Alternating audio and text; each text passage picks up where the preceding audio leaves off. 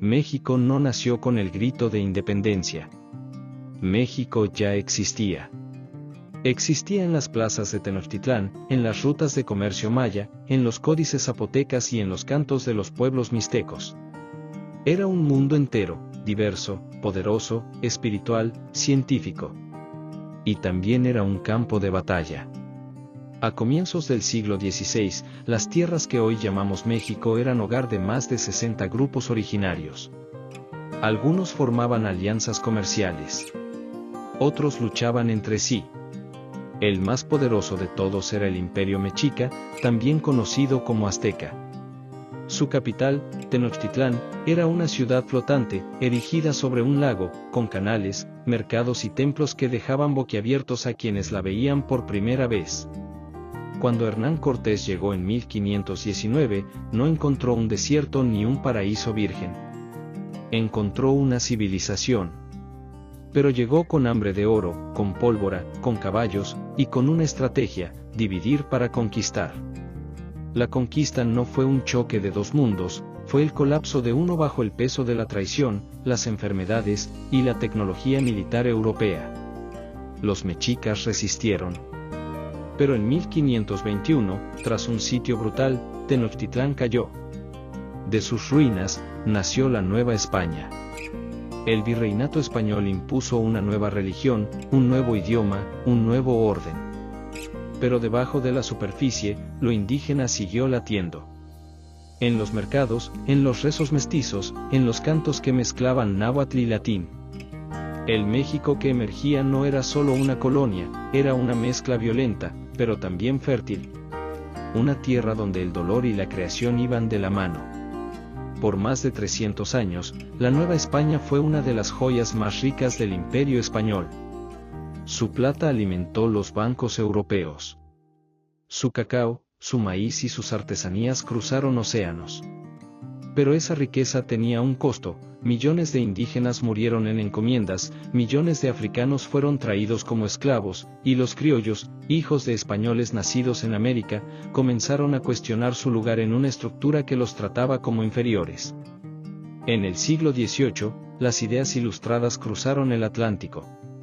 La Revolución Francesa, la independencia de Estados Unidos, los derechos del hombre, todo eso comenzó a hacer eco en las universidades, en los cafés y en las parroquias. Y entonces, en 1810, un cura con voz firme y cabello canoso levantó una campana y gritó: ¡Viva México!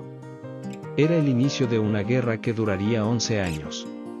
Y era también el nacimiento simbólico del México moderno. Pero ese México, ¿qué era? ¿Una nación libre? ¿Una continuidad del mundo indígena? ¿Una república criolla? Desde el principio, el país estuvo lleno de preguntas sin respuesta. Lo que sí es claro es que México nació de las cenizas de un imperio y del sueño de otro. Nació herido, pero no muerto. Nació dividido, pero lleno de fuerza. Y esa tensión, entre lo que fue y lo que quiere ser, marcaría toda su historia. La independencia fue un grito, pero no una solución. Cuando en 1821 México logró finalmente romper con España, lo que emergió no fue una nación unida, sino un territorio fragmentado, empobrecido y sin rumbo claro. Los héroes de la independencia estaban muertos: Hidalgo, Morelos, Allende. En su lugar quedó un vacío de poder. ¿Quién debía gobernar? ¿Un emperador, como Iturbide soñaba? ¿Una república federal? ¿Una centralista? Cada respuesta trajo un conflicto. Y cada conflicto, una nueva herida. Durante los primeros 50 años de vida independiente, México cambió de constitución varias veces, perdió casi la mitad de su territorio, vivió más de 50 golpes de Estado y fue invadido por dos potencias extranjeras, Estados Unidos y Francia. En 1836, Texas, entonces parte de México, se separó con ayuda de colonos estadounidenses. En 1847, tras la invasión norteamericana, México perdió Nuevo México, Arizona, California, Utah y partes de Colorado y Nevada. Un tercio del país fue cedido por la fuerza en el Tratado de Guadalupe Hidalgo. Era una humillación que marcaría a generaciones. En ese mismo periodo, surgió un personaje clave, Benito Juárez. Indígena zapoteco, abogado, republicano. Su figura se convirtió en símbolo de resistencia frente a los conservadores y frente al imperio impuesto por Francia, que puso a Maximiliano de Habsburgo como emperador en 1864. Juárez luchó con las armas y con la ley. Y cuando por fin venció, restauró la república y dejó un legado de laicismo y soberanía. Pero ni siquiera Juárez pudo resolver los males profundos, la desigualdad, la exclusión indígena, el poder de los latifundistas, el abandono del campo. Hacia finales del siglo XIX, Porfirio Díaz llegó al poder con la promesa de orden y progreso. Y cumplió, a medias.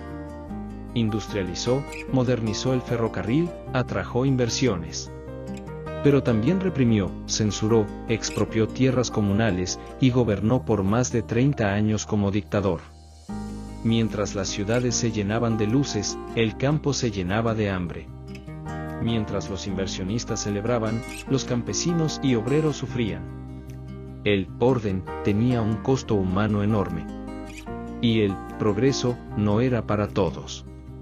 Así, el siglo XIX cerró con un México partido en dos, el de los poderosos y el de los olvidados.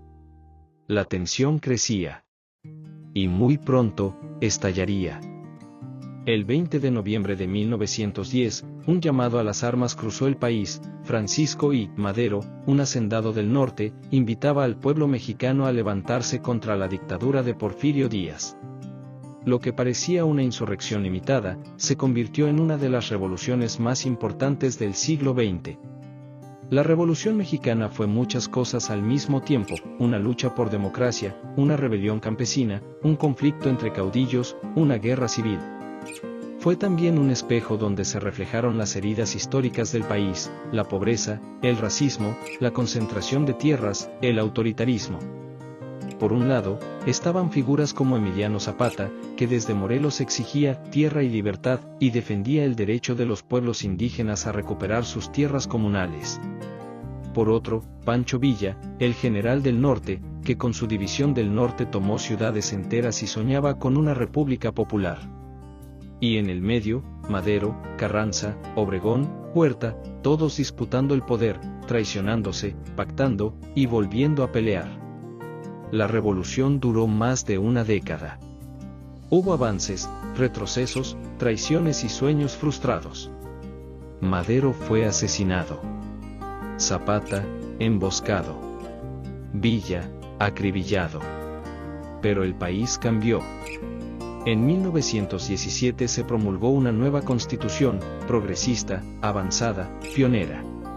Reconocía la propiedad social de la tierra, el derecho al trabajo digno, la educación laica y gratuita, y la soberanía sobre los recursos naturales. Sin embargo, muchas de esas promesas se quedaron en el papel. El México posrevolucionario siguió siendo desigual. Pero algo había cambiado profundamente: el pueblo sabía que podía levantarse. Que la historia no estaba escrita en piedra. La revolución no fue un evento, fue un proceso. Fue caos, pero también creación. Fue tragedia, pero también semilla. En sus ruinas nació un nuevo país, con identidad propia y una narrativa poderosa, la del pueblo que lucha. Después del caos revolucionario, México entró en un largo periodo de reconstrucción. La sangre todavía estaba fresca, pero el país necesitaba avanzar. Fue entonces cuando surgió un nuevo poder, el PRI, el Partido Revolucionario Institucional, que con distintos nombres y formas, gobernaría el país por más de 70 años. Este partido no era solo un grupo político, era un sistema. Controlaba el Estado, los sindicatos, los medios, las elecciones y, muchas veces, hasta las mentes. Lo llamaron la dictadura perfecta, porque en lugar de tanques, usaba discursos. En lugar de censura abierta, usaba el miedo silencioso. Y, sin embargo, en medio de ese autoritarismo, también hubo progreso. De los años 40 a los 70, México vivió lo que se llamó el milagro mexicano: la economía crecía, se industrializaba, se construían escuelas, carreteras, hospitales. Surgía una clase media urbana, los estudiantes llenaban las universidades, y el país parecía caminar hacia la modernidad. Pero ese milagro tenía un lado oscuro. El crecimiento estaba basado en deuda, en dependencia extranjera, en corrupción. El campo seguía abandonado. Los pueblos indígenas, ignorados. Y cuando la gente protestaba, el Estado respondía con represión. En 1968, estudiantes de todo el país salieron a las calles. Querían democracia, libertad, justicia. El 2 de octubre, en la Plaza de las Tres Culturas, en Tlatelolco, el gobierno respondió con balas. Murieron cientos. El silencio oficial duró décadas. Pero la memoria no murió. A partir de los años 80, la economía entró en crisis. Se privatizaron empresas, aumentó la desigualdad, y el Estado comenzó a perder poder. En 1985, un terrible terremoto sacudió la Ciudad de México. Miles murieron. Pero lo que más sorprendió fue la respuesta ciudadana. Mientras el gobierno dudaba, el pueblo se organizaba. Brigadas, voluntarios, médicos, vecinos. Fue un despertar colectivo. En 1994, el país entró en otro capítulo clave, el levantamiento del EZLN, el Ejército Zapatista de Liberación Nacional, en Chiapas. En plena entrada del Tratado de Libre Comercio, los pueblos indígenas tomaron armas para decir, aquí estamos. Nunca más un México sin nosotros. Ese mismo año, fue asesinado el candidato presidencial del PRI, Luis Donaldo Colosio, símbolo de renovación. La violencia, la crisis, el desencanto y la organización popular mostraban que el viejo sistema ya no podía sostenerse igual. México cerraba el siglo XX dividido, dolido, pero despierto. El miedo seguía, pero también la esperanza. Y lo que vendría, nadie lo podía predecir. El año 2000 marcó un hito en la historia de México. El PRI perdió la presidencia por primera vez en más de 7 décadas. El candidato del PAN, Vicente Fox, un ex ejecutivo de Coca-Cola, prometía un cambio profundo. El país celebró. Se hablaba de una transición democrática, de un nuevo comienzo. Y sí, hubo avances. El Instituto Federal Electoral se fortaleció. Los medios comenzaron a tener mayor libertad. Se hicieron reformas institucionales. Pero también aparecieron las limitaciones, la corrupción seguía, los privilegios no desaparecían, y los problemas de fondo, la pobreza, la desigualdad, la violencia, se mantenían. En 2006, Felipe Calderón, también del PAN, asumió la presidencia tras una elección muy cuestionada. Muchos acusaron fraude. Las protestas llenaron el Zócalo. Pero lo que marcó su gobierno no fue la disputa electoral, sino la guerra contra el narcotráfico. Calderón declaró una ofensiva militar sin precedentes contra los cárteles. Miles de soldados salieron a las calles. Al principio, la medida fue aplaudida. Pero rápidamente, la violencia se disparó. Los cárteles se fragmentaron, surgieron nuevos grupos, y el país entró en una espiral de sangre. Más de 200.000 muertos y decenas de miles de desaparecidos en menos de una década. La sociedad civil empezó a organizarse.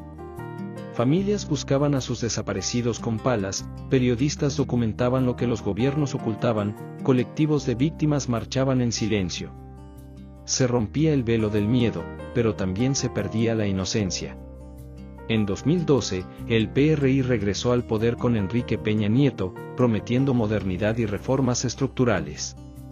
Se abrió el sector energético, se impulsó la educación, se atrajo inversión extranjera. Pero la corrupción llegó a niveles escandalosos. El caso de la Casa Blanca, los escándalos de Odebrecht, y sobre todo, la desaparición de los 43 estudiantes de Ayotzinapa en 2014, marcaron una ruptura definitiva con la ciudadanía. El México del siglo XXI era un país tecnológicamente conectado, pero moralmente fracturado. Tenía elecciones, pero no justicia. Tenía crecimiento económico, pero sin equidad. Tenía instituciones, pero sin credibilidad.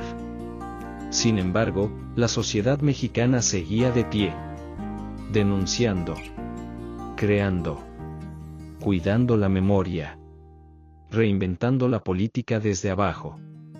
La democracia mexicana existía, pero no estaba completa. Era joven, vulnerable, y necesitaba algo más que votos, necesitaba verdad, justicia, y una nueva forma de construir el futuro. Y en 2018, algo cambió otra vez. En 2018, México vivió un terremoto político. Andrés Manuel López Obrador, tras 2 intentos fallidos, ganó la presidencia con una votación histórica. Su partido, Morena, se convirtió en la nueva fuerza dominante. Millones votaron por él no solo como político, sino como símbolo de cambio, de ruptura, de esperanza. Primero los pobres, fue su lema. Y detrás de esas palabras, estaba el grito de millones que se habían sentido ignorados durante décadas. Campesinos, trabajadores, indígenas, madres buscadoras, jóvenes sin oportunidades. Todos ellos apostaban por algo distinto. AMLO, como se le conoce popularmente, prometió una cuarta transformación, comparándola con la independencia, la reforma y la revolución. No solo quería gobernar, quería reescribir la historia. Durante su gobierno, se impulsaron programas sociales masivos, becas, pensiones, apoyos al campo. Se recuperó el papel del Estado en sectores estratégicos como el petróleo y la energía eléctrica. Se construyeron grandes obras, el aeropuerto Felipe Ángeles, el Tren Maya, el corredor interoceánico. Pero su gestión también fue profundamente polarizante. Para muchos, AMLO representa la dignificación de los olvidados, la honestidad, la cercanía al pueblo. Para otros, representa el autoritarismo, el debilitamiento de las instituciones y una visión centralista del poder. En materia de seguridad, la violencia no disminuyó. A pesar de la creación de la Guardia Nacional, los feminicidios, los desplazamientos y las masacres siguieron. La impunidad persistía. En salud y educación, hubo avances y retrocesos. La pandemia del COVID-19 expuso las debilidades del sistema, pero también demostró la capacidad de respuesta y organización comunitaria. A nivel internacional, México adoptó una posición de autonomía. No se subordinó ni a Estados Unidos ni a otras potencias. Fortaleció relaciones con América Latina, pero también mantuvo acuerdos con el norte. Lo que es innegable es que el sexenio de López Obrador cambió el mapa político y social del país. Dio voz a quienes nunca la tuvieron. Pero también generó nuevas tensiones, nuevos desafíos, y una pregunta latente: ¿qué pasará después? Porque el cambio no es un destino, sino un camino. Y el México que emergía al final de esta etapa era uno más consciente, más participativo, pero también más exigente. La democracia ya no era solo ir a votar. Era vigilar, construir, criticar y proponer. En el siglo XXI, una nueva fuerza emergió con fuerza imparable: las mujeres. Por décadas, estuvieron en las calles, en los sindicatos, en las aulas, en las montañas, resistiendo en silencio. Pero ahora, su voz se convirtió en trueno. El feminismo mexicano dejó de ser un tema de élite para convertirse en un movimiento nacional, intergeneracional y diverso. Desde las grandes marchas en la Ciudad de México hasta los círculos de mujeres en comunidades indígenas, el grito era uno solo: ni una más.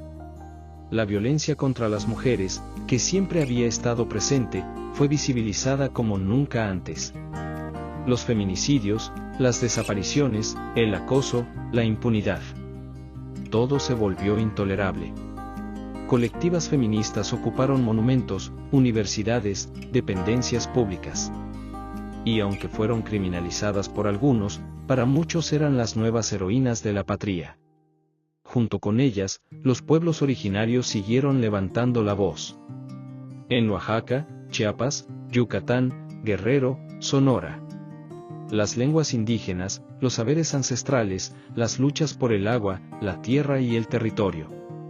Todo eso, que el México oficial intentó silenciar por siglos, ahora regresaba con fuerza. Pero no regresaba solo para resistir, sino para proponer.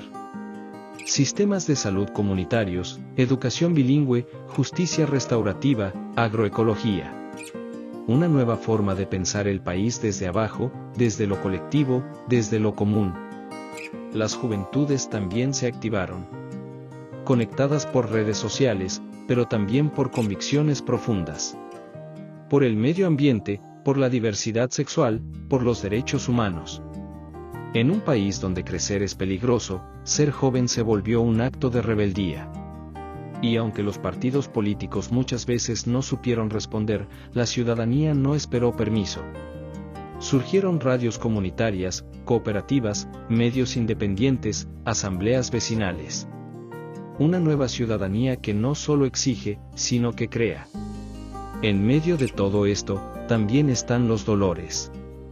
Las madres buscadoras que recorren desiertos con palas. Las comunidades desplazadas por el crimen. Los periodistas asesinados por decir la verdad. Pero también está la esperanza, en las abuelas que enseñan lengua materna, en las niñas que pintan murales, en los colectivos que hacen justicia donde el Estado falla. México está siendo reescrito. No desde arriba, sino desde abajo. No por decreto, sino por lucha. No solo con leyes. México, hoy, es un país que respira contradicciones.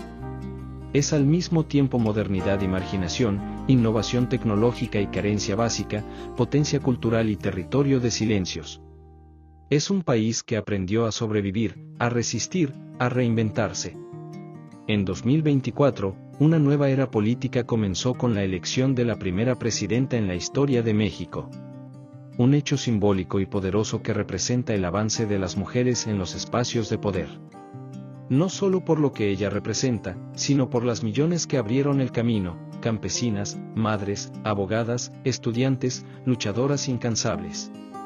Pero más allá del símbolo, el país enfrenta enormes desafíos. La violencia continúa marcando muchas regiones. La crisis climática amenaza a comunidades enteras. El crimen organizado sigue controlando territorios. La desigualdad social se mantiene como una deuda histórica. Al mismo tiempo, también hay señales de transformación. México lidera industrias creativas, exporta cultura, arte, ciencia y talento. Sus migrantes, que durante años fueron vistos como cifras, hoy son reconocidos como fuerza económica y cultural esencial. Las comunidades rurales experimentan con modelos sostenibles. Y las nuevas generaciones están redefiniendo qué significa ser mexicano o mexicana.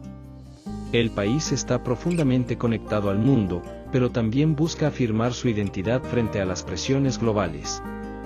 Mira hacia el norte por economía, hacia el sur por historia, y hacia adentro por sentido. Porque el futuro de México no está en seguir modelos ajenos, sino en construir uno propio. Un modelo con justicia climática, con equidad de género, con respeto a los pueblos indígenas, con una economía solidaria, con educación crítica y ciencia al servicio del bien común. El México que viene ya no puede ser construido solo por unos cuantos.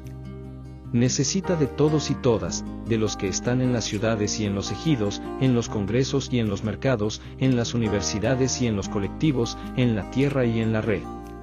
La historia de México no es una línea recta. Es una espiral que regresa, que recuerda, que se transforma. Y cada generación tiene el reto, y la oportunidad, de escribir su capítulo. Hoy, tú formas parte de esa historia. Y el futuro no está escrito. Se construye. México no es un país fácil de comprender. Es un territorio donde las eras se cruzan, donde la memoria no muere, donde el dolor convive con la belleza, y donde la resistencia se escribe en lenguas antiguas, en danzas, en grafitis, en canciones populares y en la tierra cultivada. En los 8 capítulos anteriores, recorrimos un arco que va del fuego ceremonial de las primeras culturas al ruido digital del presente.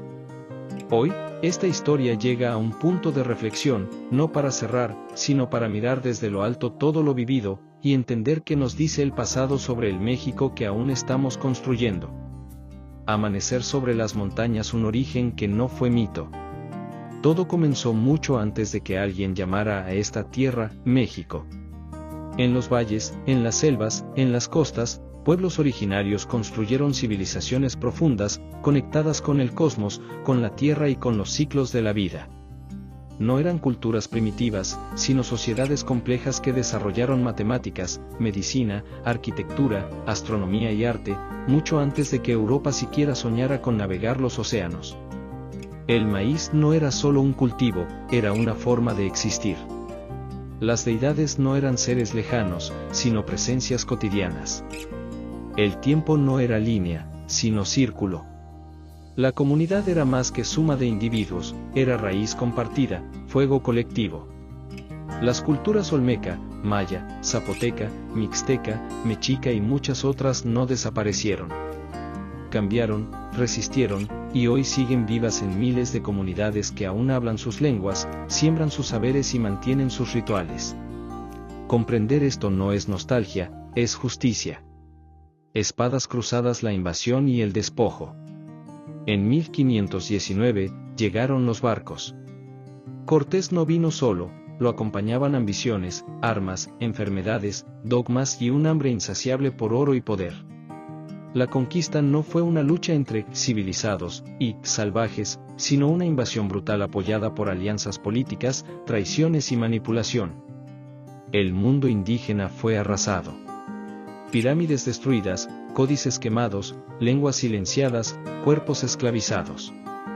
Pero al mismo tiempo, ocurrió algo inesperado, nació el mestizaje, no como celebración, sino como fractura. Un choque de mundos que aún no ha cicatrizado del todo. El periodo colonial impuso una estructura racial, religiosa y económica que persiste en muchas formas. Mientras la élite criolla concentraba tierras y riquezas, los pueblos originarios eran desplazados, empobrecidos y convertidos en inferiores. La colonia no fue solo imposición española, fue un laboratorio de desigualdades que aún marcan al país. Paloma la independencia que no lo fue del todo. En 1810 estalló la independencia. Pero no fue simplemente un grito de libertad, fue una revuelta de campesinos, indígenas y mestizos contra siglos de injusticia. Hidalgo, Morelos, Guerrero, nombres que se volvieron héroes, aunque muchos fueron perseguidos por las mismas élites que luego se apropiaron de su legado. La independencia no benefició a todos. El México que nació en 1821 heredó muchas estructuras del virreinato, el racismo, el centralismo, la desigualdad. Se abolió la monarquía, pero no se liberó al pueblo. En medio del caos político del siglo XIX, México perdió más de la mitad de su territorio, sufrió golpes de Estado, dictaduras, invasiones extranjeras, guerras internas. El sueño de una república igualitaria se volvió espejismo. Espiguilla de arroz, la revolución que cambió conciencias. En 1910, el pueblo volvió a levantarse. Esta vez, el motor fue la tierra, el hambre, la represión, y el desprecio a los más pobres. La Revolución Mexicana no fue un solo evento, sino una ola de luchas simultáneas: Zapata y la tierra, Villa y los ranchos, los obreros y las fábricas, las mujeres y su voz aún silenciada. El país se bañó en sangre. Murieron más de 1 millón de personas. Pero de esa tragedia surgieron conquistas clave: el reparto agrario, la educación pública, el reconocimiento del ejido, los derechos laborales. La Constitución de 1917 fue una joya progresista para su época. Pero el poder no fue entregado al pueblo, sino que se reorganizó bajo nuevas formas: el PRI. Un partido que, durante 70 años, mezcló control, autoritarismo y estabilidad. Artes escénicas, cultura, identidad y contradicción. Durante el siglo XX, México buscó construir una identidad nacional. Muralistas como Rivera, Orozco y Siqueiros pintaron la historia desde abajo. La música ranchera, el cine de oro, la literatura, el arte popular, todo fue parte de una narrativa épica que celebraba lo mestizo, lo indígena, lo mexicano. Pero esa identidad también fue usada para ocultar contradicciones. Mientras se exaltaba a los pueblos originarios en los museos, se les negaban servicios básicos en sus comunidades. Mientras se hablaba de revolución, se reprimía a los estudiantes. mientras se exportaba cultura, se importaban modelos económicos neoliberales. El milagro mexicano llenó ciudades de fábricas, pero también de pobreza. La migración a Estados Unidos se volvió masiva. Las remesas sostuvieron hogares mientras el Estado recortaba apoyos. México era, al mismo tiempo, potencia cultural y fábrica de desigualdades. Vela heridas abiertas, el 68, Acteal, Ayotzinapa. No se puede hablar de la historia reciente sin mencionar las heridas abiertas. El 2 de octubre de 1968, el Estado mexicano asesinó a cientos de estudiantes en Tlatelolco. Años después, Acteal, Atenco, Ayotzinapa, los feminicidios, las desapariciones forzadas, las fosas comunes. La violencia dejó de ser excepción para convertirse en sistema.